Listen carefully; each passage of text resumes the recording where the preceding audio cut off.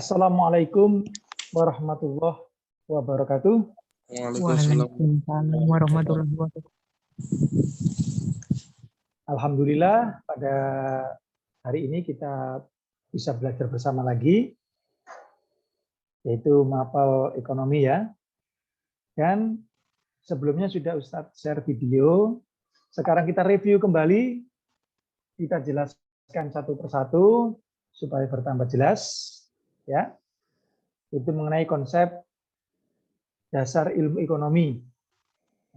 Nanti kita mereview kembali sedikit videonya, sambil kita refreshing, ada musiknya ya, kita dengar bersama-sama.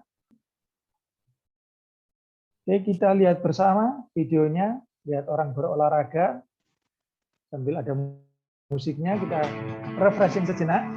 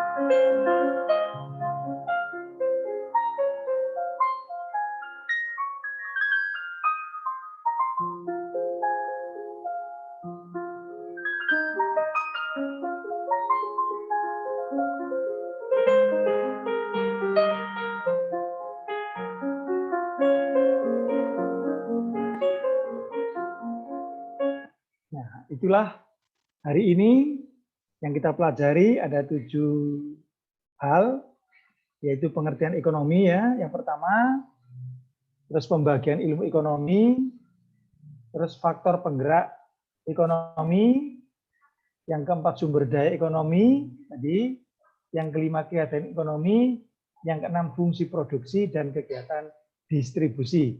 Ayo kita lihat satu persatu.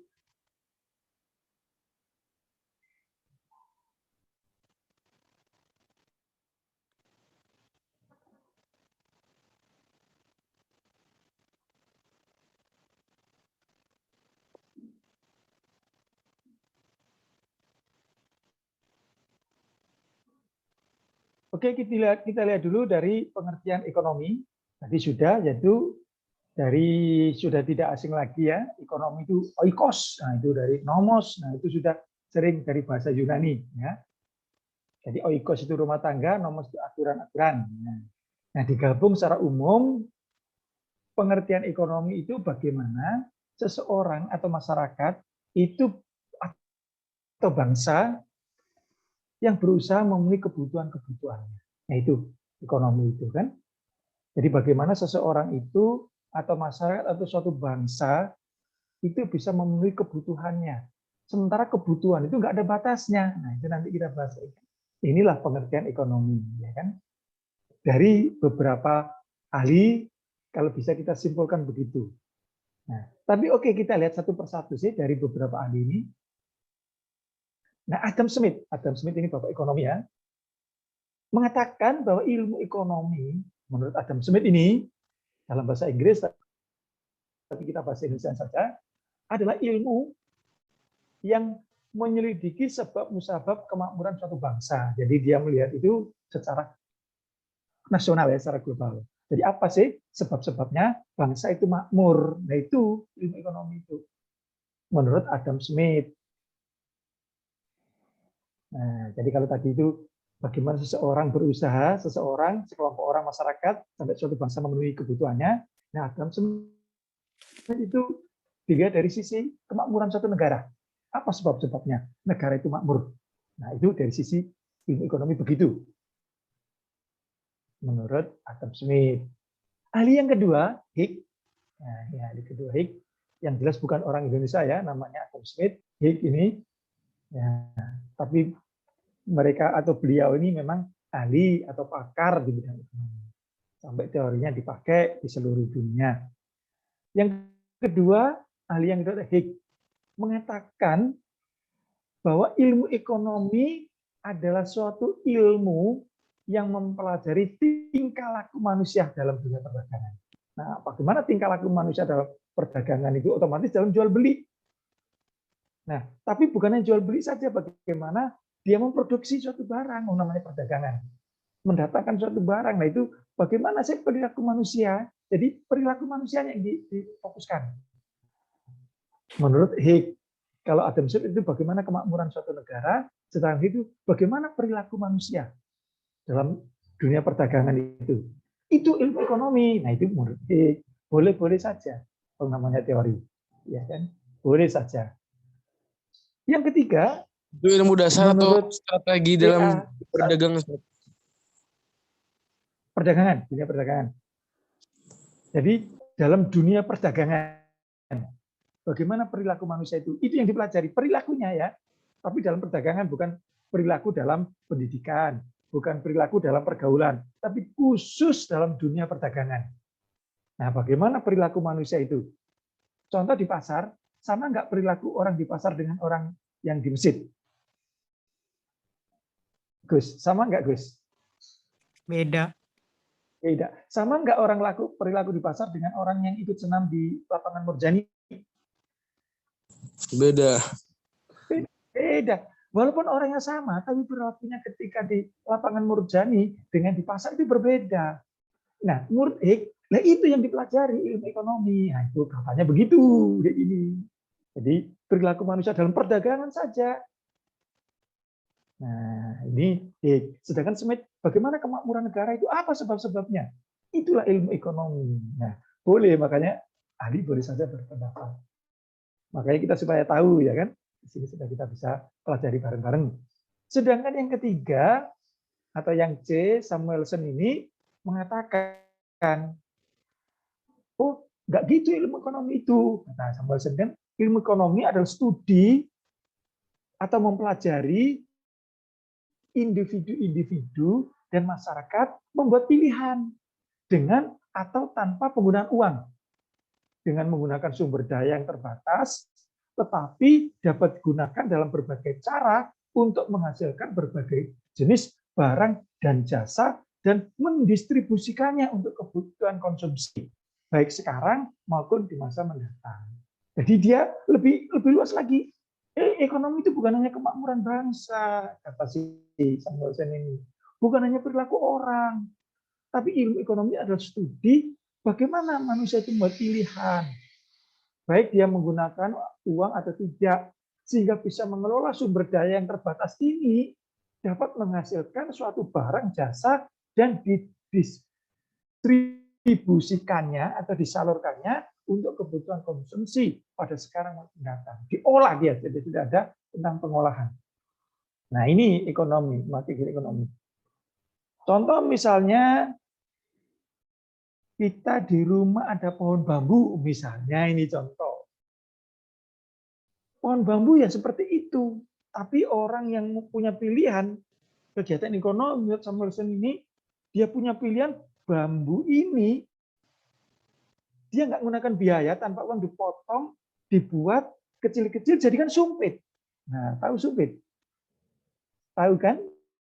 Agus ya, kalau makan mie, biasanya kan, sumpit. Diolah jadi sumpit, sehingga itu bisa digunakan dan didistribusikan masyarakat dan menghasilkan uang. Nah inilah untuk kebutuhan konsumsi. Jadi buat pilihan dia tidak dibiarkan kayak gitu, tapi buat pilihan diolah lagi. Atau ada yang menggunakan uang, jadi tidak selamanya pakai uang. Ini menurut Samuelson jadi manusia membuat pilihan yang utama. Baik menggunakan uang atau tidak. Menggunakan sumber daya yang terbatas itu sehingga menjadi bermanfaat, ya, menghasilkan suatu barang atau produk, barang dan jasa, dan bisa didistribusikan untuk konsumsi masyarakat luas, baik sekarang maupun mendatang. Ini Samuelson. Jadi jelas bedanya ya. Kalau Adam Smith itu dari kemakmuran bangsa, ini perilaku manusianya dalam perdagangan, ini manusianya juga tapi pilihan mengelola. Sumber yang terbatas itu menjadi sesuatu yang bermanfaat, berhasil guna, sehingga bisa didistribusikan kepada seluruh masyarakat. Barter tuh Bang termasuk ekonomi lah. Kegiatan ekonomi, barter kegiatan ekonomi. Kalau zaman dulu sejarahnya kan belum ada bank, ya kan.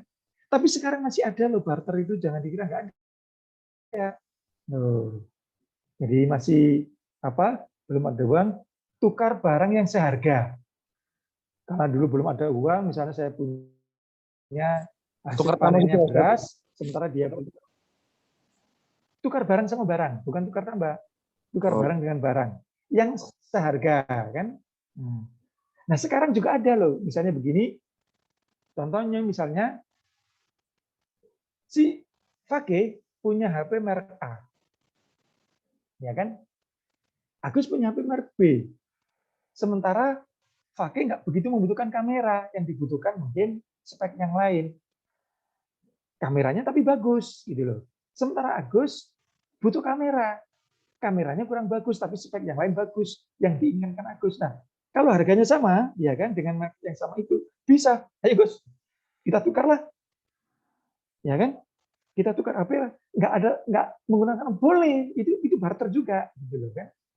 Kadang-kadang HP ditukar dengan yang lain. Nah, gitu loh. Misalnya masih ada sekarang, tapi rata-rata sudah menggunakan alat tukar, yaitu dinamakan uang.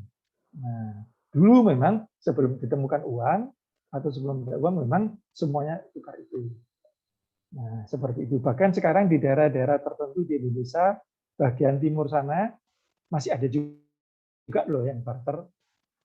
Nah, ada yang ikan karena daerahnya dekat pantai, dapat ikan ditukar dengan mungkin beras, ditukar dengan gula, tapi yang seharga. Nah, misalnya nggak mungkin ikan itu 10 kilo ditukar dengan beras 1 kilo. Itu biasanya disepakati satu hari. Syaratnya harus harganya sama. Emas 1 kilo hanya ditukar beras 1 kilo, nggak mungkin. Sama-sama 1 kilo, nggak bisa harganya berbeda. Biasanya seharga. Itu prinsip barter dulu. Jadi sebelum ada uang ya, tapi sekarang juga kadang-kadang masih ada di dalam masyarakat barter. Jadi dia pemahamannya, pengertiannya, Smith Hicks, Samuelson ya. Samuelson kayaknya lebih lengkap lagi ini karena manusia membuat pilihan ya kan, mengelola ada aktivitas itu mengelola sumber yang terbatas, baik pakai uang tidak, sehingga membawa manfaat, menghasilkan barang jasa, bisa didistribusikan kepada masyarakat untuk konsumsi. Oke, Smith, Hicks, Samuelson. Nah sekarang secara garis besar ilmu ekonomi itu dibagi dua. Jadi nanti ada yang mikro itu artinya kecil ya kalau mikro namanya, makro artinya besar kalau arti secara umum ya kan. Nah ilmu ekonomi juga dikelompokkan dua, ada yang mikro, ada yang makro. Nah yang mikro ini menitik beratkan pada perilaku ekonomi individu dalam rumah tangga, namanya mikro kan, skalanya kecil. Nah perusahaan hanya satu perusahaan saja, pasar hanya satu pasar dalam mengelola sumber ekonomi secara efisien. Jadi itu, jadi teori harga bagaimana mereka dalam rumah tangga membeli barang, konsumsi, ya kan, perusahaan itu menghasilkan barang, transaksi ekonomi di pasar, ya kan, seperti itu. Itu mikro, hanya itu aja kan. Nah, jadi kalau di perusahaan, ekonomi perusahaan itu termasuk ekonomi mikro. Bagaimana memproduksi barang, bagaimana untung, bagaimana menawarkan barang, memasarkan, itu mikro. Ya, skopnya kecil, ya kan? Mulai dari rumah tangga, perusahaan, berarti kan satu perusahaan, pasar, ya kan? Skopnya kecil. Nah, yang makro otomatis skopnya ruang lingkup. Jadi skop itu ruang lingkup itu besar. Nah, bisa satu negara. Karena apa? Di sini ekonomi makro itu menitik beratkan pembahasan tentang perekonomian secara keseluruhan atau agregatif keseluruhan kan. Contoh pengangguran. Nah, bagaimana pengangguran yang ada di Indonesia?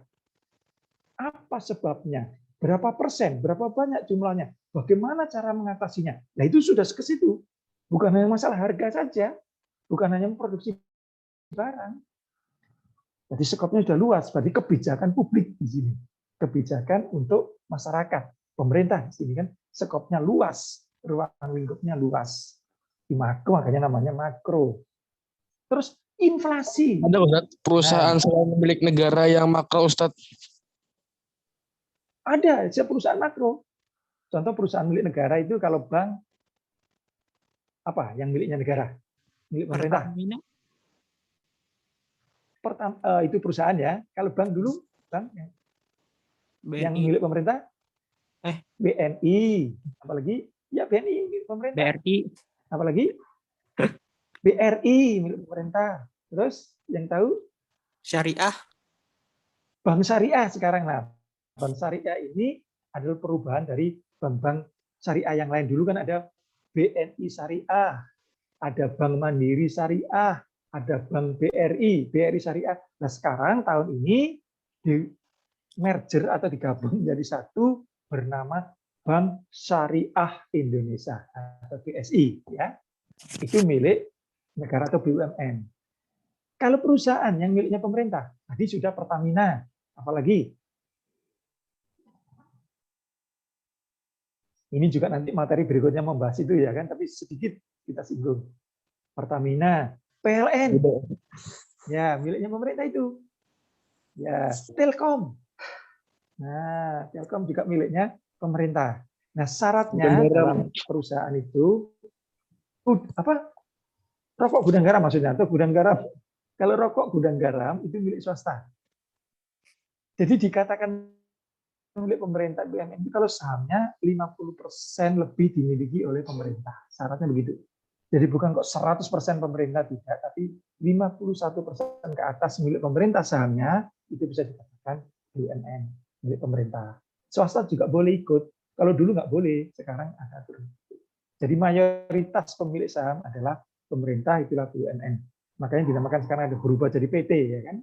Nah, ada nanti ada PN itu apa PT nanti berikutnya kita bahas satu persatu. Jadi itu ya. Jadi makro itu skopnya besar. Maka tadi itu yang milik pemerintah BUMN atau milik pemerintah ya kan. Tapi bank walaupun milik pemerintah itu mikro. Nah, kan satu perusahaan kan nggak mungkin bank itu kok mengurusi harga, mengurusi pengangguran. Nggak mungkin, bank itu nggak ada. Yang kedua lagi inflasi. Nah, apa itu inflasi? Eh, Nah, ini biasanya kenaikan harga apa? Inflasi. Kalau kenaikan harga. secara terus Nah, menerus. ini inflasi. Jadi kenaikan harga biasanya selama 1 tahun itu tingkat inflasi. Tapi bisa dilihat ada pembagiannya, ada inflasi rendah, ada inflasi sedang, ada inflasi yang sudah tinggi. Nah, inflasi yang tinggi terus itu lebih dari 1 tahun itu namanya resesi. Resesi tinggi lagi nanti namanya depresi. Itu nanti kita bahas ya istilah ekonomi. Jadi ada tingkatan-tingkatannya. Oke ya, inflasi itu kenaikan harga. Nah, biasanya dan itu biasanya banyak, bukan satu bidang, bukan satu komoditas. Inflasi itu banyak komoditas. Kalau hanya kenaikan harga beras saja itu belum bisa dikatakan inflasi. Jadi beras naik, gula naik, misalnya kan, apa bensin naik, ya, terus apa lagi, listrik naik. Jadi kalau multisektor itu mengalami kenaikan, itu bisa dinyatakan inflasi dalam waktu kurang lebih 1 tahun biasanya hitungannya. Nah, tapi kalau misalnya Lebaran, biasanya ada kenaikan harga. Makanya kalau hanya 0, nggak sampai di bawah 10% itu masih kategori kecil, masih kategori rendah. Nah, seperti itu ya. Inflasi kenaikan harga. Harus tahun loh Ustaz waktunya. Dari 1 tahun dihitungnya. Biasanya seperti itu. Kalau 1 tahun belum terselesaikan itu seperti itu. Nah, makanya pemerintah kalau sudah menjelang ini biasa secepatnya ditanggulangi. Harga diturunkan. Soalnya resikonya besar sekali kalau inflasi berkelanjutan itu.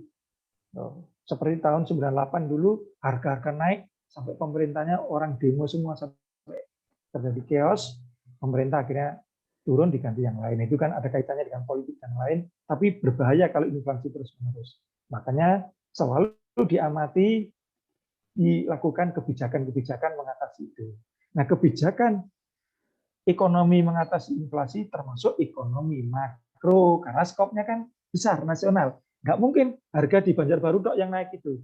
Misalnya harga bensin lah atau pertalite itu di di Martapura 8.000, di Banjarbaru dinaikkan 8.500, nggak boleh.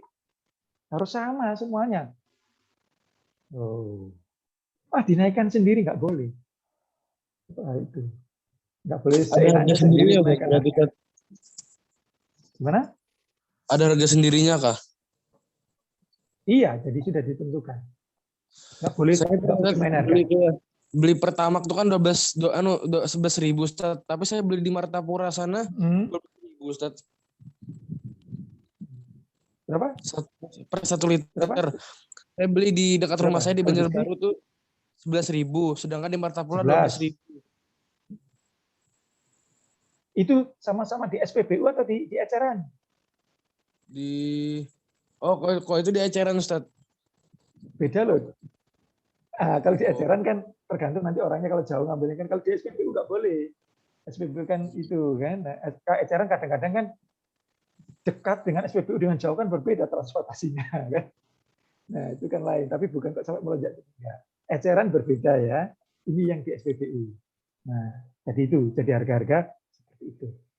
Itu masuk ekonomi makro. Pengangguran, masalah inflasi tadi kan, pertumbuhan ekonomi. Misalnya pertumbuhan ekonomi Indonesia berapa persen? Ditarget.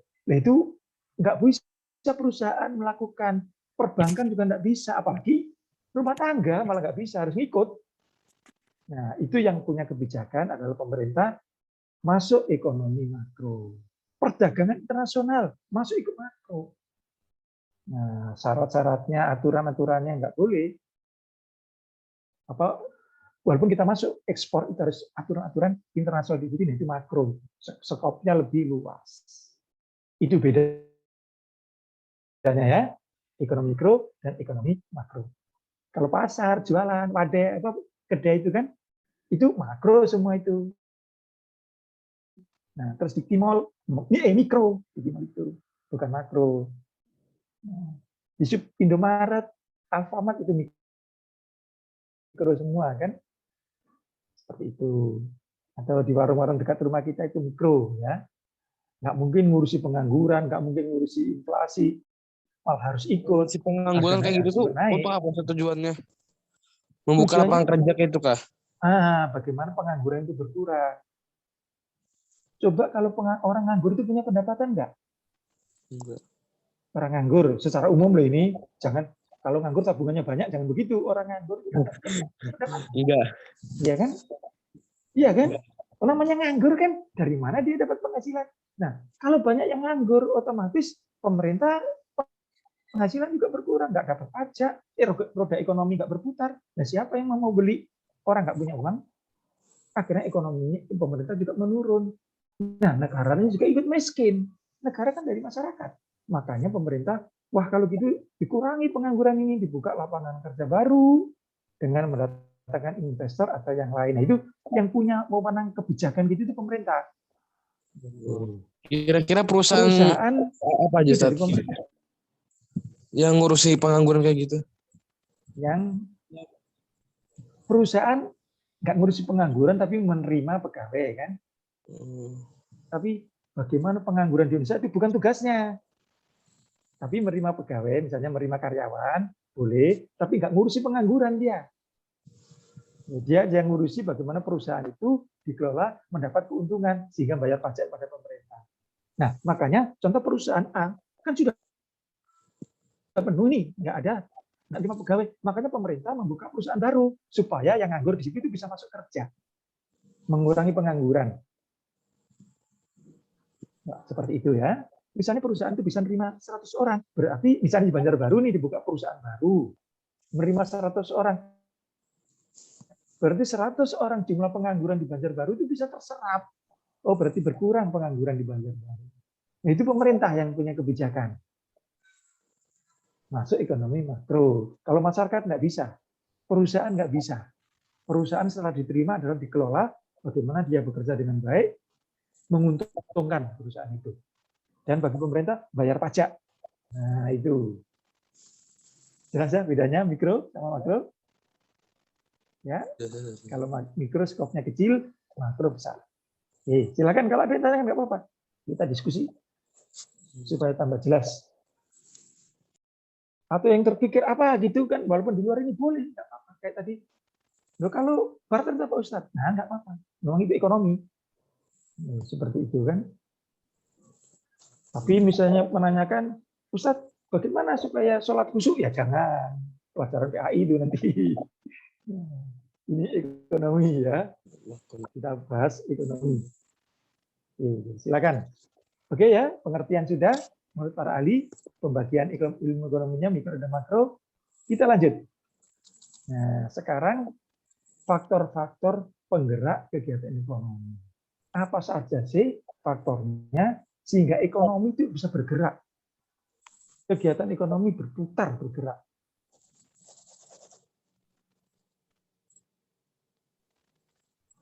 Yang pertama, jadi faktor penggerak itu kebutuhan ekonomi. Nah, kebutuhan ekonomi itu nggak ada batasnya. Sekarang oke lah saya tanya, Pakai kamu pengen apa sih?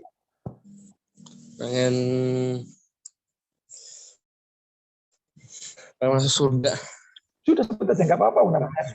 Tapi bisa yang ekonomi lah dulu, yang di dunia dulu lah, dunia sebelum ya boleh saja.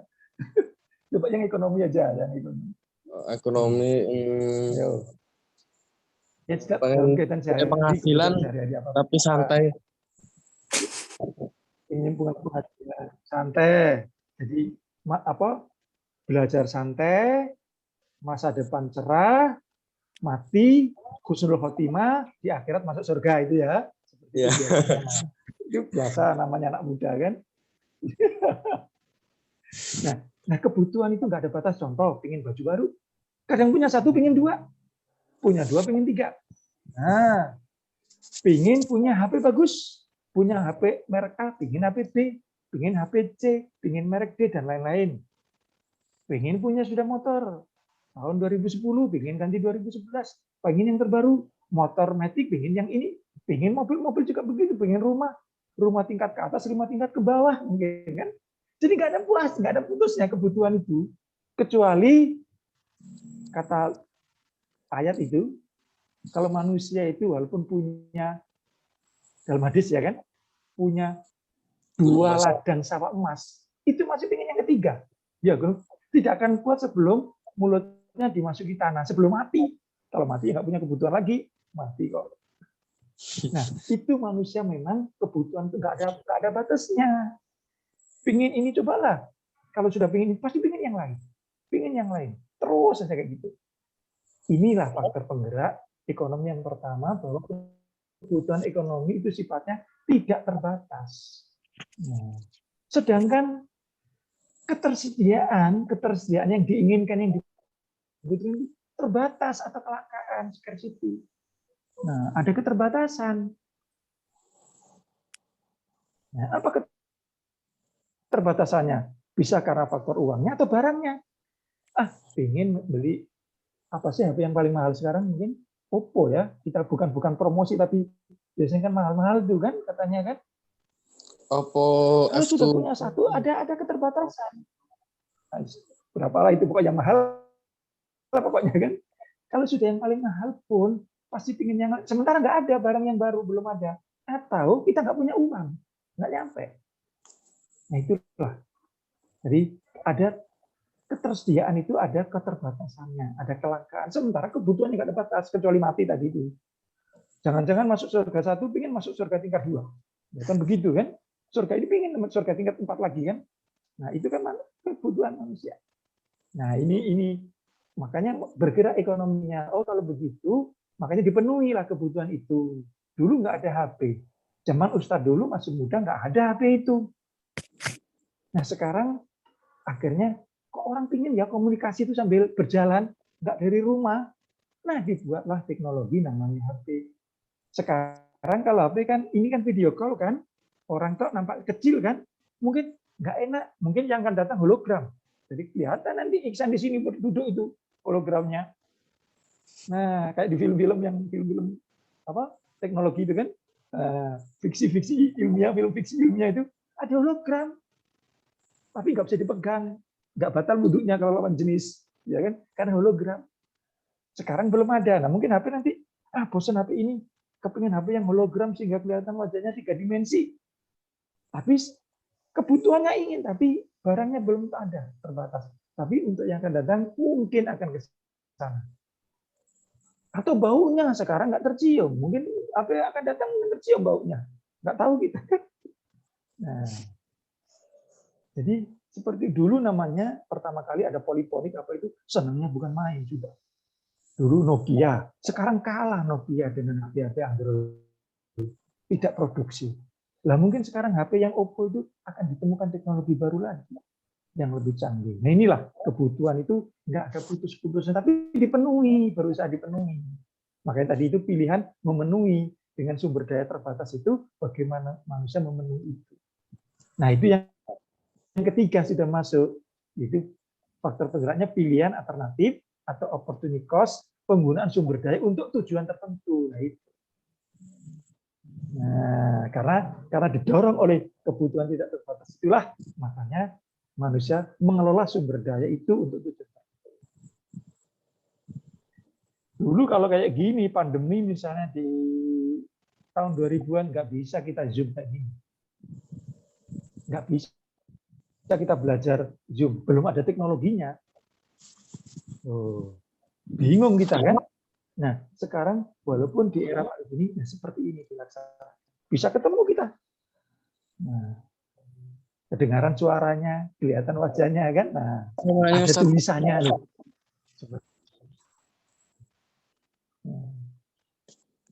Iya, jadi ini yang ya. Katanya kan kayak sebagai contoh loh, kalau kita berbelanja utamakan kebutuhan daripada keinginan. Kalau kata Pian tuh kebutuhan sama keinginan tuh sama gitu Kak Ustadz. Nah, kebutuhan keinginan itu tidak sama. Nah, kalau kebutuhan itu kan sesuai dengan yang dibutuhkan sehari-hari ya kan. Kalau keinginan itu ya memang apa saja di luar dari kebutuhan kayak barang primer lah. Tapi juga tidak terbatas. Jadi utamakan sesuai dengan kebutuhan kita yang dibutuhkan sehari-hari, bukan keinginan. tapi kebutuhan pun sifatnya tidak terbatas juga. Oh. Akhirnya karena punya fasilitas, yang keinginan itu menjadi kebutuhan. Nah, sekarang pakai ingin mobil apa tidak? Ingin ini kan? Ingin kan? Sudah butuh apa tidak mobil itu? Belum butuh. Pertama kondisi keuangan, tapi kalau punya uang banyak, keinginan bisa menjadi kebutuhan. Karena tempat kerjanya misalnya harus naik kendaraan, mau tidak mau harus menjadi kebutuhan mobil itu. HP ya sekarang HP, kebutuhan atau keinginan sekarang? Kebutuhan. Ayo, HP. Kebutuhan. Kebutuhan. Nah, ini ya kalau nggak ada HP gimana kita bisa belajar? Dulu keinginan HP itu. Nah, mungkin zaman Ustadz muda dulu nggak pakai HP nggak apa-apa. Nah, kuota sekarang sudah kebutuhan, bukan keinginan lagi. Nah, kalau nggak punya kuota gimana bisa belajar? Nah, itu loh kadang-kadang keinginan itu lambat laun bisa menjadi kebutuhan. Tapi yang paling bagus sesuaikan kebutuhan, bukan sesuai keinginan. Tapi walaupun kebutuhan itu sifatnya tak terbatas, tidak terbatas apa aja. Bahkan surga itu loh tadi guyonannya ini apa? Ibarat orang itu surga tingkat 1 loh, pingin tingkat 2 gitu loh. Kita juga nggak tahu tingkat 2 gimana kan, karena itulah manusia. Jadi kebutuhan ekonomi kita khusus ekonomi aja ya kan, itu tidak terbatas. Makanya sementara kelangkaan ketersediaannya terbatas. Nah itulah gunanya menggunakan sumber daya untuk tujuan tertentu. Makanya dikelola menjadi kegiatan ekonomi. Nah, seperti itu. Mungkin sekarang baru 4G ya, 4G atau 4G kan. Ternyata untuk Zoom kayak gini, mungkin sudah menjadi kebutuhan lagi. Sekarang yaitu 5G, 5G. Nah, yang bagaimana 5G Ustaz juga nggak tahu. Indonesia kan belum banyak kan. Kalau di Korea sana sudah 5G katanya. Mungkin saking cepatnya internetnya nggak tahu kita belum mengalami kan. Dulu 3G, 3G sudah bangga dulu 3G kan. Berubah menjadi 4G, 4G ada 5G. Nah, itu terus manusia nggak ada. Mungkin setelah 5G 6G lagi, mau nggak tahu lah kita kan. Nah, itu kebutuhan tidak ada batasnya. Sedangkan sumbernya masih belum bisa gimana kita pakai 5G. HP kita nggak bisa mengakses, beli HP baru lah yang bisa. Nah, itu dibuatlah yang seperti itu. Terus, nah terjadilah kegiatan ekonomi akhirnya. Itu maksudnya. Jadi faktor penggerak kayak itu. Nah, sekarang yang pertanyaan tadi pakai konsep ekonomi dibedakan antara kebutuhan dan keinginan. Nah, kebutuhan itu need, keinginan itu want. Nah, kalau untuk kehidupan sehari-hari sesuailah dengan kebutuhan kita, jangan keinginan. Tapi dengan meningkatnya fasilitas, keinginan itu bisa menjadi kebutuhan. Akhirnya ingin yang lain lagi, gitu loh ya. Nah, di sini inilah faktor 4 faktor penggerak kegiatan ekonomi. Oke, dari pengertian tadi ya, dari jenisnya tadi yaitu pembagiannya ada 2, mikro dan makro. Dari faktor penggerak ada 4, yaitu kebutuhan yang tidak terbatas, adanya ketersediaannya terbatas, ada pilihan atau opportunity untuk penggunaan sumber daya tujuan tertentu, dan konsep ekonomi yaitu antara need dan want atau kebutuhan dan keinginan. Ada yang ditanyakan? Pakai Gus? Kayak misalnya sebagai contoh lah, saya mau nanya tentang tadi roda ekonomi. Kan dari perusahaan, Ustaz, perusahaan ini mengasihkan barang, terus dibeli oleh masyarakat, masyarakat bayar pajak ke pemerintah, terus pemerintah menyediakan lagi untuk apa namanya, untuk perusahaan itu kan berarti kan berputar-putar terus, Ustaz. Itu gimana cara majunya pemerintah, Ustaz, biar negaranya terus maju itu? Nah, contoh perusahaan pertama, ya kan? Anggap perusahaan A, ya kan? Ya kan memproduksi barang dibeli masyarakat. Nah, dari perusahaan, anggap aja perusahaan dibeli masyarakat, otomatis kan untung ya kan? Perusahaannya barangnya laku kan?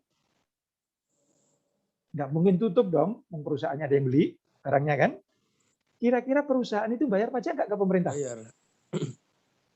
Bayar pajak. Nah, anggap aja lah bayar pajaknya itu 1 juta. Ini misal saja. Kalau satu perusahaan bayar 1 juta, terus pengangguran kan berkurang karena sudah kerja kan? Iya kan? Orang Bekerja butuh makan nggak kira-kira, Gus? Butuh makan kan? Dia membeli di warung. Warung ada pajak penghasilan 10% per orang. Masuk ke pemerintah lagi. Jadi dari perusahaan dapat pajak, dari warung-warung juga dapat pajak. Otomatis pemerintah mendapatkan penghasilan 1 juta lebih kan dari tempat itu. Dibuat lagi perusahaan baru. Otomatis kalau perusahaan itu lancar, bayar pajak nggak perusahaan ini? Bayar. Bayar pajak kan, perusahaan B bayar pajak. Terus orang pengangguran berkurang, perusahaan C juga begitu. Kalau banyak perusahaan, otomatis pengangguran berkurang, ekonomi kan berputar. Iya kan? Yang jual makanan laku, yang jual pakaian laku, yang jual sepatu laku, ya kan? Transportasi ini, ojek-ojek ini laku, pemerintah dapat pajak. Kalau pemerintah punya uang banyak, kira-kira kalau bangun jalan, gampang atau susah? Gampang. Misalnya kan? Kalau misalnya sambil membayar Gampang. Kalau memberi jalannya gaji Ustadz kayak DPR kayak gitu segala macam yang tuh gitu tetap untung juga Ustadz, masih tinggi gitu untungnya. iya. Nah, DPR maksudnya kan untuk mengatur kebijakan itu kan, mengolah kebijakan negara. Jadi otomatis sanggup untuk gaji pegawainya. Nah, kalau nggak sanggup ya rugi pemerintah kan. Otomatis kan nggak mungkin 1 juta, ini kan contoh saja kan. Nah, perusahaan kan banyak, perusahaan B, perusahaan C. Sehingga apa? Kalau banyak uang masuk ke pemerintah dan pemerintah bangun jalan, bangun rumah sakit, bangun pendidikan, bagus-bagus, termasuk bisa 5G, ya kan? Kira-kira pemerintahnya maju atau tidak? Maju. Nah, maju. Singapura itu kan lebih mana maju? Di mana dari Indonesia? Kira-kira dari segi bangunannya misalnya kan, sana kan maju katanya kan, otomatis pendapatannya banyak. Loh, gitu loh. Sama dengan kamu, Fakih, kamu penghasilan kamu 2 juta. Penghasilan Agus 10 juta. Kira-kira mana yang bisa punya mobil bagus? 5 Yang juta. punya cepat punya mobil bagus yang mana? 5 Sekarang. juta. Yang 5 juta. Nah iya, mana yang cepat punya rumah bagus? Yang penghasilannya banyak. Kan begitu kan? Nah, sama pemerintah juga gitu, dikumpulkan dari masyarakat. Kalau uang pemerintah banyak, otomatis bisa bangun yang bagus-bagus. Gitu loh. Nah, otomatis yang maju pemerintahnya, bangunannya bagus, transportasinya bagus, jalannya bagus, ya kan? Nah, Berarti pesawatnya kebutuhan semakin tinggi bagus. juga itu harganya Ustadz. Kebutuhan Atau otomatis negara semakin maju tuh tinggi. Kebutuhannya otomatis tinggi. Nggak mungkin negara maju kebutuhannya kecil itu kan. Tapi pendapatannya kan juga tinggi. Orang yang pendapatan tinggi pasti kebutuhannya tinggi, itu sudah kewajaran. Ya sekarang kamu nggak pingin beli mobil, oke. Tapi coba punya uang 1 M, 1 miliar. Pasti ingin beli mobil. Ini terlepas usia loh ini kan, misalnya seperti itu. Sekarang iyalah, nggak usah ngapain beli mobil. Iya, pendapatannya nggak cukup, tapi punya simpanan 1 M. Apa sih ingin beli mobil, ingin beli rumah. Nah, sama satu lagi Ustadz. Kenapa Ustadz beda misalnya mata uang tuh gimana cara menentukan harganya tuh Ustadz? Kok mata uang kita ini lebih rendah daripada Amerika atau misalnya Singapura gitu? Tuh kenapa Ustadz bisa kayak gitu? Terus gimana cara meningkatkan mata uang kita tuh? nah, itu berarti nanti kan ada konsep mata uang ya. Memang yang namanya barang ya, apapun barangnya, kalau permintaan itu semakin banyak, barang itu semakin mahal atau semakin murah? Makin mahal. Semakin apa? Kalau Mahal. permintaannya banyak, semakin mahal. Nah, dolar itu dipakai internasional. Yang meminta dan yang menggunakan dolar itu sedikit apa banyak? Banyak. Banyak ya sekarang. Banyak. Harganya tentu mahal. Nah, seperti itu. Nah, kita nggak membahas politik ya, kita nggak pengaruh politik. Dari secara ekonomi, kenapa kok dolar itu mahal? Karena dipakai perdagangan alat tukar internasional. Seperti itu. Nah, juga bisa semakin sedikit uang itu beredar, biasanya harganya lebih mahal. Makanya kalau kita kan gini, supaya kita itu gak gitu, cetak aja uang banyak-banyak, nanti devaluasi, maksudnya nilainya turun. Nah, karena barang banyak itu pasti harganya murah. Coba waktu panen.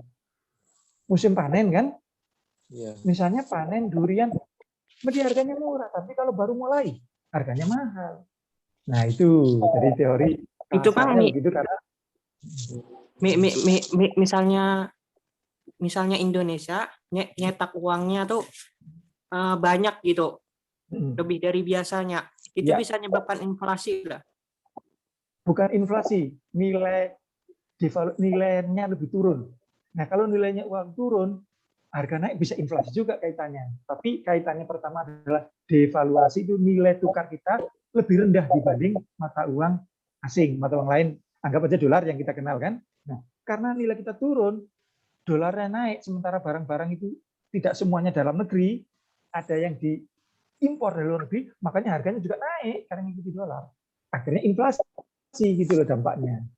Jadi urutannya ke sana, urutan kronologis pola pikirnya ya. Jadi devaluasi. Jadi kita kan mungkin kok repot-repot cetak aja uang banyak-banyak. Nah kalau uang banyak yang beredar kayak harganya murah sebagaimana barang. Cobalah kita barang musim panen itu kalau udah jeruk aja, kalau banyak murah. Tapi kalau Berarti kalau sedikit misalnya harganya naik. pemerintah nggak mencetak uang lagi, semakin mahal gitu Pak Ustadz. Nah kalau bisa begitu dipertahankan. Dipertahankan seperti itu. Jumlah uang yang beredar di masyarakat. Tapi kadang-kadang kebutuhan nggak bisa. Kadang-kadang perlu mencetak uang baru atau uang lama kan ditarik. Namanya uang kan ada keausan kan. Uang kan dengan dipegang masyarakat kan ada yang sudah lusuh, sudah itu ada yang hilang, ada kebakaran, perlu. Tapi mencetaknya pun dibatasi nggak sembarangan. Pasti sesuai dengan kondisi uang yang beredar di negara ini kalau bisa dipertahankan. Nah itulah untuk nanti kaitannya dengan inflasi, kaitannya dengan devaluasi nanti akan kita bahas berikutnya. Nah. Oke, silakan kalau masih ada yang tanyakan. Oke, kalau nggak ada, kita lanjutkan. Ya. Nah, kegiatan dan sumber daya ekonomi. Nah, ini 3 macam pokok kegiatan ekonomi menurut Pak Budiono ini. Kalau nggak salah, ini Pak Budiono ini pernah jadi wakil presiden Indonesia. Moga-moga Budiono yang itu ya, namanya Budiono, dan juga pernah menjadi gubernur BI, Bank Indonesia, ahli ekonomi. Jadi Budiono ini itu bahwa kegiatan pokok ekonomi itu atau aktivitas ekonomi itu ada 3, yaitu produksi, memproduksi barang atau jasa, konsumsi, yaitu menjual, dikonsumsi masyarakat, dan pertukaran. Nah, ini kegiatan ekonomi itu. Jadi produksi, konsumsi, dan pertukaran. Inilah sumber kegiatan dan sumber daya ekonomi. Nah, yang sumber daya itu sendiri, dari kegiatan ekonomi ada 3, yaitu produksi, konsumsi, dan pertukaran. Sedangkan sumber daya ekonomi yaitu faktor-faktor adalah input atau faktor-faktor yang digunakan dalam proses produksi untuk menghasilkan barang atau jasa yang diinginkan. Nah, itu terdiri dari sumber daya alam, contoh tanah, cadangan mineral, ya kan, kayak batu bara, minyak bumi, dan lain-lain. Sumber daya alam itu sumber daya manusia, yaitu tenaga kerja. Tenaga kerja itu bisa yang kerja di bidang tertentu atau kewirausahaan, entrepreneurship, ya, mengelola wirausaha. Ada sumber daya modal, contohnya peralatan fisik, mesin, bangunan, komputer. Nah, inilah sumber daya ekonomi. Nah, oke, satu lagi kegiatan ekonomi. Jadi kegiatan ekonomi yaitu merupakan suatu aktivitas atau usaha yang dilakukan untuk mewujudkan kemakmuran. Jadi intinya begitu ya. Jadi kayak Adam Smith tadi kan, memang untuk kemakmuran. Nah, jadi usaha manusia yang dilakukan tujuan ekonomi adalah untuk kemakmuran. Nah, tak mungkin ekonomi untuk apa, nggak ada lagi kecuali untuk kesejahteraan dan kemakmuran sudah. Kalau untuk bangsa ya bagaimana bangsa itu makmur, bagaimana bangsa itu sejahtera.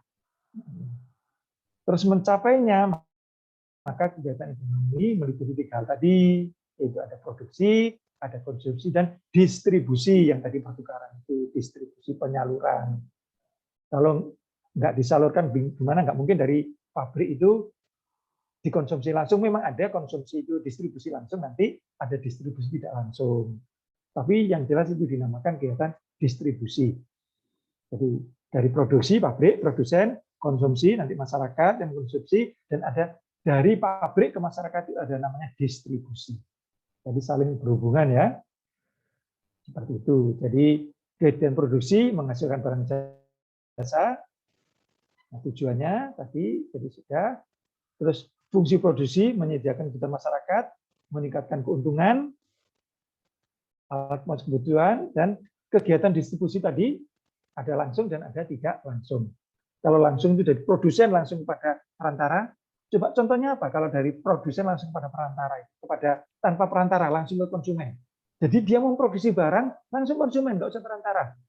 Coba apa contohnya? Pentol. Pentol. Bisa langsung, nggak usah distribusi. Rumah makan langsung memproduksi barang kan, langsung bisa konsumen. Nah itu langsung. Bakso itu di pentol tadi kan, ya rumah makan itu kan. Nah seperti itu. Kalau tak langsung, berarti kan harus ada perantara. Bisa nggak sekarang pakai beli ke pabrik sepatu langsung? Ayo, sepatu yang dipakai ke toko kan, Nggak bisa. ada penyalurnya. Iya, pabrik sepatunya dia nggak tahu tempatnya, gimana kita beli kan? Nah, itulah penyalur. Contoh baju sasirangan. Biasanya kan ada penyalurnya ke toko-toko kan? Pabriknya kadang kita nggak tahu lah, itu pabrik itu produsennya, ada distributor penyalurnya ke toko-toko atau ke pasar. Nah, itu yang tak langsung dan ada yang langsung. Kalau langsung contohnya begitu, yang tidak langsung seperti tadi. Nah, itu ya sedikit tentang kegiatan ekonomi, teori ekonomi. Silakan kalau ada yang tanyakan dari 7 materi ini, mulai dari pengertian sampai kegiatan distribusinya, mulai produksi, konsumsi, distribusi, pengertian ekonomi menurut ahli tadi, menurut Adam Smith, menurut Hicks, menurut Samuelson, ya, pembagiannya ada mikro, ada makro, ya, tadi. Terus kegiatan ekonomi tadi ada faktor penggeraknya, ada 4 tadi, masalah kebutuhan tak terbatas, masalah kelangkaan, masalah kebutuhan need dan keinginan. Terus kegiatan ekonomi ada yang distribusi, ada yang konsumsi, ada yang produksi, ya kan? Distribusi ada 2, ada langsung, ada yang tidak langsung.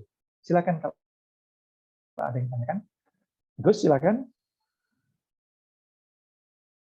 Oke, kalau tidak ada yang ditanyakan, ya, karena ini juga hari Jumat ya, kita juga itu juga waktu yang membatasi kita.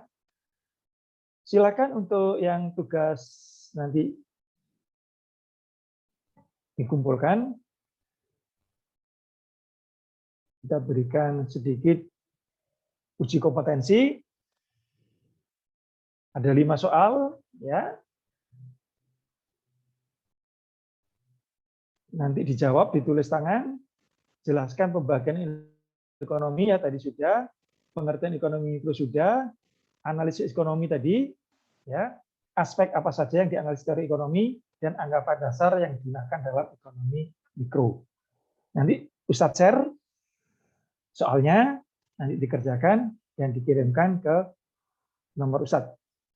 Oke, sebelum kita akhiri, kalau ada yang tanyakan lagi atau ada yang disampaikan, baik, karena waktu juga sudah habis. Untuk sementara kita cukupkan sampai di sini dulu. Mohon maaf ya kalau ada kesalahan dan kekurangan. Dan silakan kalau ada yang tanyakan nanti setiap belajar tanya saja apa saja. Khusus ekonomi ya tentu saja kan, bidang ekonomi. Juga nanti kalau belajar mata pelajaran yang lain. Silakan dicari sumber-sumber lain yang relevan agar kita semakin bertambah wawasannya tentang ilmu ekonomi. Marilah kita tutup pertemuan kita hari ini dengan membacakan hamdalah. Alhamdulillahirabbil alamin. Assalamualaikum warahmatullahi wabarakatuh. Waalaikumsalam warahmatullahi wabarakatuh.